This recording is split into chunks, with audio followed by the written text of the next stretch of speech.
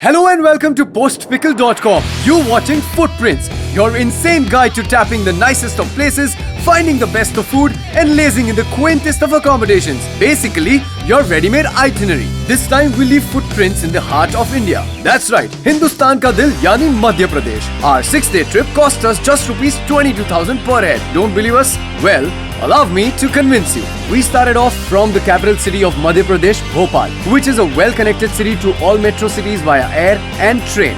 The Denwa Backwater Escape is a wonderful new resort managed by Pagdandi Safaris. Pagdandi excels in designing wildlife tourism packages complete with luxury stays, travel arrangements and safari bookings. At the resort, you've got deluxe cottages, rooms facing the forest and the best of the lot, tree houses. The location is walking distance from the riverbank, so driving around the resort at night, you may find more wildlife than you would expect.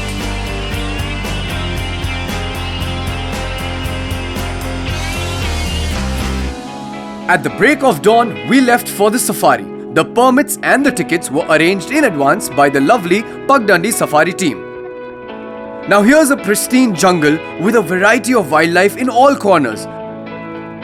The best part of Satpura Tiger Reserve is that it's not crowded like Kanha or Ranthambore. Rather than dozens of tourist jeeps, here you will see herds of deers and giant Indian gaur, India's answer to yaks of Mongolia.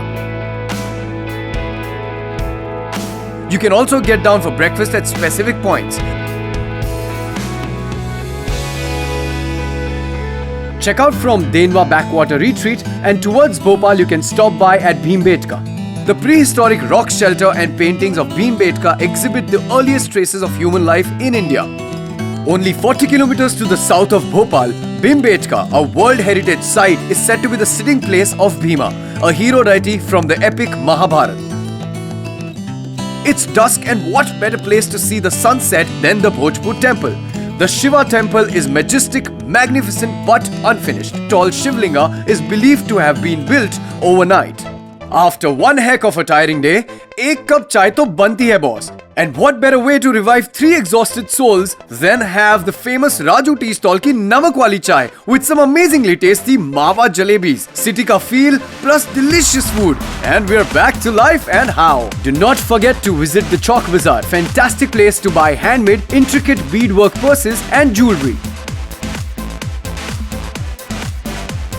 We ended our day with some awesome dinner at Manohar Restaurant.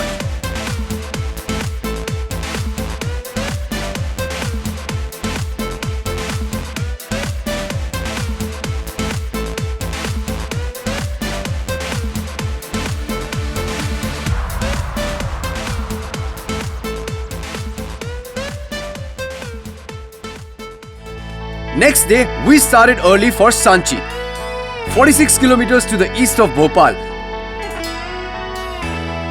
Sanchi Stupa needs no introduction.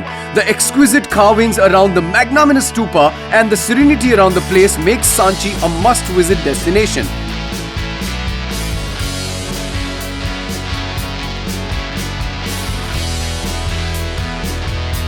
After admiring this Buddhist architecture, we headed off for brunch at the MP Tourism Cafe. Pet bhar ke yummy khana for just 1,100 bucks. Good deal, right? We touched back Bhopal by noon and straight away headed to the fascinating Tribal Museum, a mix of history and art. It's a rich repository of the cultures, customs and rituals of the earliest inhabitants of Madhya Pradesh and Chhattisgarh. Time for some boating at the vast upper lake. I tell you what, it's not a lake, it's a fucking sea!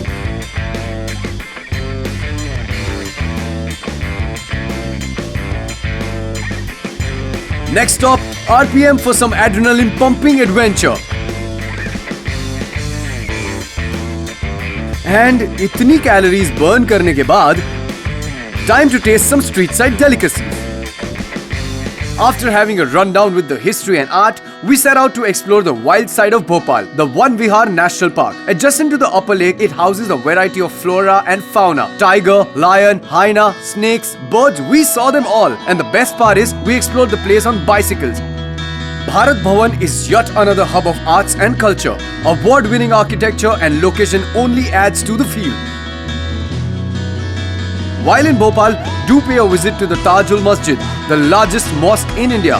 For a fact, one of the largest mosques in Asia.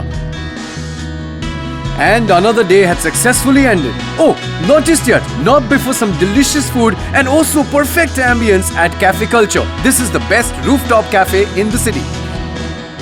We wrapped up quickly and headed to Habibganj station to catch the 11 p.m. train to Satna. We slept our way through the entire 6-hour overnight journey. After we reached Satna, we hired a cab and headed to the Ken River Lodge. On our way, we stopped for breakfast at Satna Dhaba. One important tip, when you look for hotels in Panna, you may not find many options as most of them are actually in Khajuraho and not Panna. We checked in at the lovely Ken River Lodge, luxurious yet with a homely warmth, huge cottages and convention area.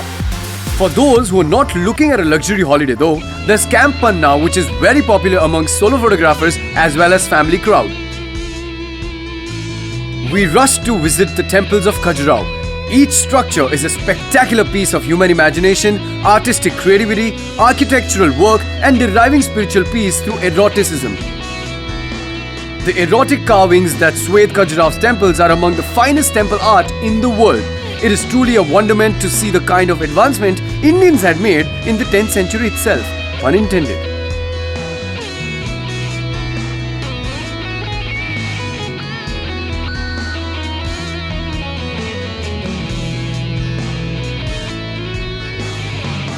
After having lunch at the lodge, we quickly headed to the afternoon jungle safari at Panna Tiger Reserve, a prime tiger land. Panna is one of the most famous tiger reserves in India. This is a forest which was declared tigerless back in 2009. Years of vigil management and innovative conservation techniques by the Forest Department ensured that population of the striped beast is revived. Now, the park boasts of over 30 tigers. Imagine! The amazing safari was followed by a homely meal back at the Ken River Lodge and we rushed back to our cottages and crashed. Ken River Lodge, like the Denva Backwater Escape, is spectacularly managed by the Pagdandi Safaris. The village-style cottages and huts have a rustic look and feel with modern luxurious interiors. The 3,000 square foot convention center cum dining overlooks the Ken River and offers fresh home-cooked meals. After a comfortable good night's sleep, all charged up, we set out for a morning jungle safari. We saw a deer, sambar and a huge tigress with her cubs happily playing in the water. Our excursion ended by noon and we straight away left for Maia station to catch the 9 p.m. Mahakaushal Express to Gwalior. We arrived at the historic city of Gwalior by 6 in the morning and scooted off to Hotel Regency. It offers a decent standard of hospitality and service at an affordable price. We hired a local tour cab and headed off to the magnificent Jai Vilas Palace. The opulent palace and museum is an architectural marvel combining Italian, Corinthian and Tuscan styles. A wing of the Jai Vilas Palace was converted into a museum in the memory of Sir Jivaji Rao Scindia.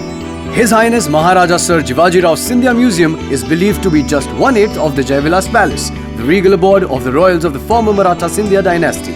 Idiosyncratic items fill the rooms. Cut-class furniture, stuffed tigers and the cavernous dining room displays the piece de resistance, a silver train that carries after-dinner brandy and cigars around the table. We were wonderstruck by the opulence and grandeur of this palace. We had lunch at the Laziz Resto. Lip-smacking food, great ambience. Don't forget to try the chili chicken, rated amongst the best in the country. With our bellies full, we left for the Gwalior Fort. Perched majestically on top of a 3-kilometer long plateau overlooking Gwalior, this 8th century hilltop fort is an imposing, eye-catching sight with the circular towers of the dominating Man Singh Palace, which is ringed with turquoise tiles. Known as the pearl amongst the fortresses in India by the Mughal Emperor Babur, this imposing marvel is hard to miss.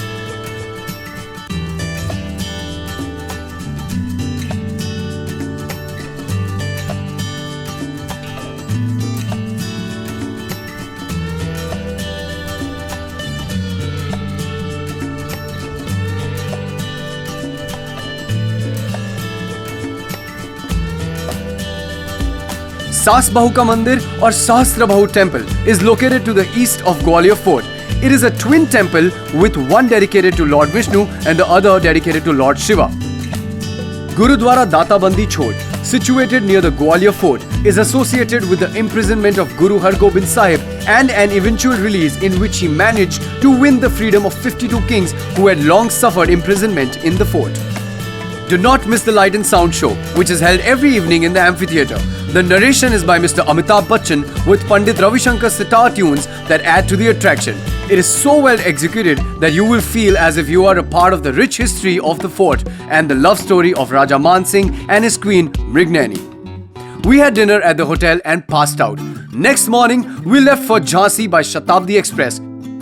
We reached Jhansi by 11 and after a brawl over rates, took a taxi to Orcha, which is 18 kilometers from Jhansi.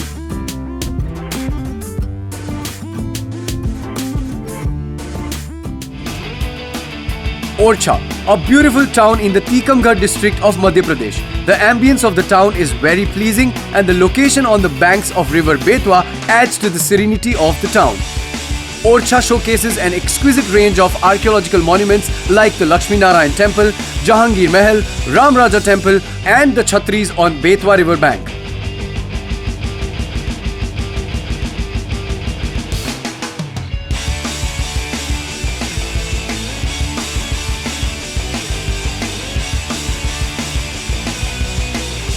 Post-breakfast, we packed our bags and left for Jhansi to catch the 11 am Shatabdi Express to Bhopal, wondering when we'll be back on another trip full of adventure, history and heritage.